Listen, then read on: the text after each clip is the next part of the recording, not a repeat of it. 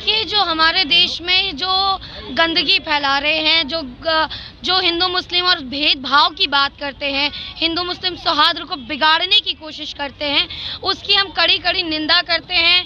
और बिल्कुल ये बहुत गलत हुआ है, जो भी हुआ है। हम इसके बारे में यही कहेंगे कि हम जो है भारतवासी, जो हम भारत के लोग जो हैं, वो बिल्कुल अपने देश में बिल्कुल शांतिपूर्वक एहतजाज करें और एहतजाज करते रहेंगे। इसको हम हर मुमकिन तरीके से इसमें शांति कायम रखने की कोशिश करेंगे और कर भी रहे हैं अब तक, और इंशाल्लाह आगे भी करते रहेंगे। लेकिन इस तरह की जो लोग जो गंदगी फैलाते हैं और इस तरह की गलत बयानबाजी करते हैं, उनके खिलाफ कार्यवाही की डिमांड भी हम करते हैं। घटनाओं को जो आज हुई हैं, आप यहाँ जाम तो प्रोटेस्ट कर रहे हैं, किस तरह देखते हैं आप ये घटना?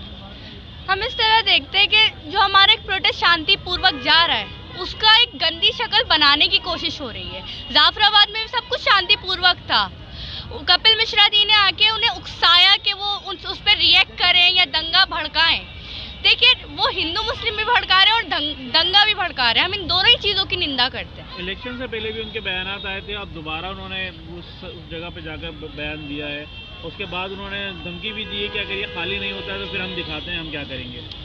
देखिए, उनका काम है डराना, बाकी हमारे ऊपर हम किस तरह उस चीज़ पर रिएक्ट करते हैं। उनका तो काम ही है डराना, क्योंकि वो चाहते नहीं कि देश में जो कुछ सही होने हम कराना चाहते हैं वो हो।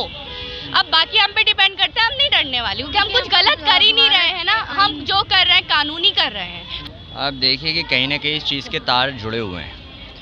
एक जगह वो बयानबाजी करते हैं, दूसरी जगह रिएक्शन आ जाता है पुलिस का। तो ये तो शुरू दिन से चल रहा है।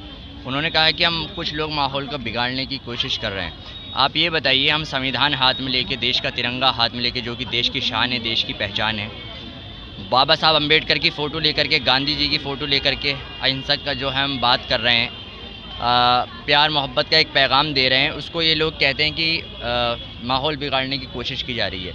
बल्कि नहीं, ये पहले दिन से बताने की ज़रूरत नहीं है। बीजेपी के एक नेता की जो ज़बान है वो गुंडा ज़बान है। आप देख लीजिए, परवेश वर्मा ने कुछ दिन पहले इलेक्शन से पहले क्या बात कही थी, उसका रिएक्शन भी फिर आपके सामने है। वो गलत है तो गलत होगा।